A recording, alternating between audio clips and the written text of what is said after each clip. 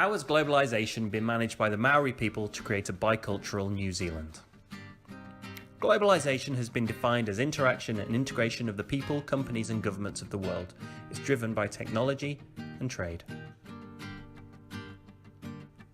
Environmental, cultural, political systems, economic development and individuals' well-being within their society, things like the widespread availability of the internet, allow opportunities such as self-directed learning and access to the best minds in specific areas, such as TED Talks, and allow people to acquire a quality education where they would not previously have been able to do so. This is increasingly seen a branding of largely Western style of education as a commodity to be sold to those cultures that couldn't previously access it. Weber was a key proponent of methodological anti-positivism, arguing that a person's social actions should be viewed and interpreted rather than obtained and measured by empiricistic means, based on the purpose and meaning of their own actions. Ultimately, his main intellectual concern was how these processes of the individual were affected by a disenchantment caused by the rise of capitalism and modernity. Bolle developed the theories of Weber and argued that the rise in global non-government organisations in the 20th century worked to construct a world polity which could not be reduced to networks of economic or political interaction. Instead, he believed that the structure of these organisations shows a combination of universalism, individualism, voluntary authority, rational progress and ultimately world citizenship. This creates a world culture with their distribution over major social sectors and allows their world culture to gradually seep into the societies in which they are located and erode the established local cultures.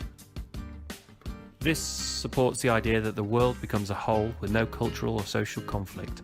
So within education systems, this provides opportunity to students to extend boundaries and allow connectivity, equal opportunities and learning tools, which is a global right of children.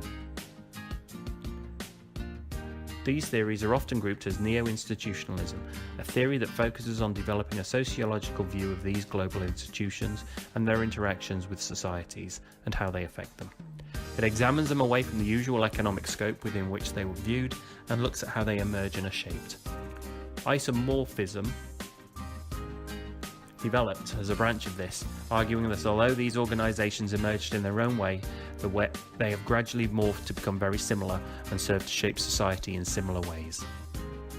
Wide-ranging elements of globalisation include cultural globalisation, a belief that personal, rational knowledge is valuable and individuals have the right to education, an international spread of music, art, literature and sporting events, an international spread of diversification of religions, cultures and ideas brought about by the international migration and the growth of technology and media, including digital and social media.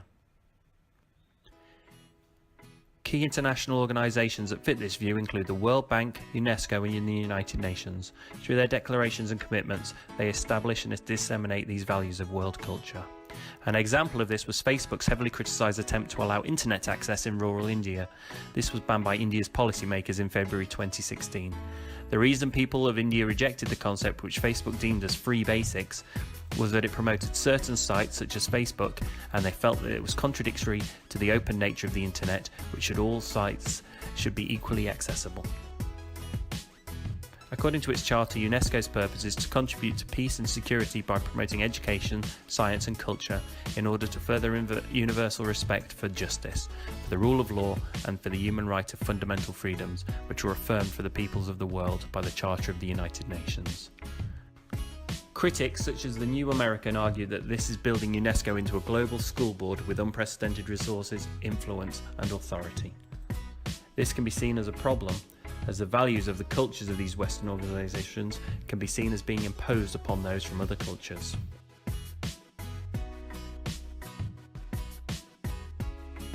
Throughout much of the developing world, the awakening to globalisation's downside has been one of resistance and resignation, a feeling that globalisation is a false god foisted on weaker states by the capitalist centres of the West. Globalisation is seen not as a term of describing objective reality, but as an ideology of predatory capitalism. As such, globalisation is reshaping society. In his book Globalisation and Everyday Life, Larry Ray argues that globalisation has redefined what society even means. It has transformed economic, political and cultural institutions. Elder McGrew 2005, argue that whilst no definitive fixed lines of consternation surrounding the globalisation debate exist, they argue two contrasting positions in the debate. Globalists, who view globalisation as a significant historical development that has shaped all aspects of society and creates new modes of transnational social organisation, and skeptics, who view it as an ideological construct with limited value. They believe that the claims regarding globalisation are exaggerated, and these global changes are nothing new, they've been occurring since the 19th century. It is this sceptical view that we will examine. Maori culture in New Zealand provides an excellent example of how this sceptical viewpoint regarding globalisation can be examined. Having previously created a horrendous track record with indigenous populations in its colonies of Africa, America and Australia, a British movement to protect Maori culture existed. The Maori people were actually a collection of a number of tribes that arrived from the Pacific Islands in around 1250 AD.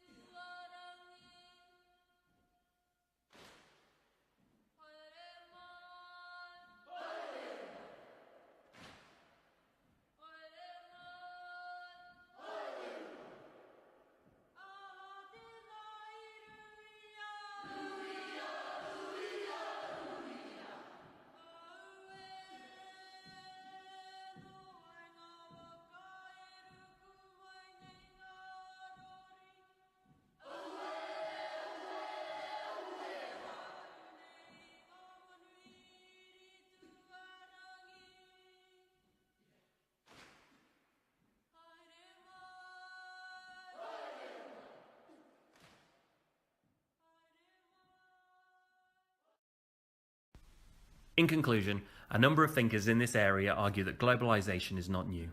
The behaviour of individuals in a society is the key area to examine, rather than obtaining things to measure them via empiricistic means. National identities have a history and a hold on popular imagination that global identities can't replace within society.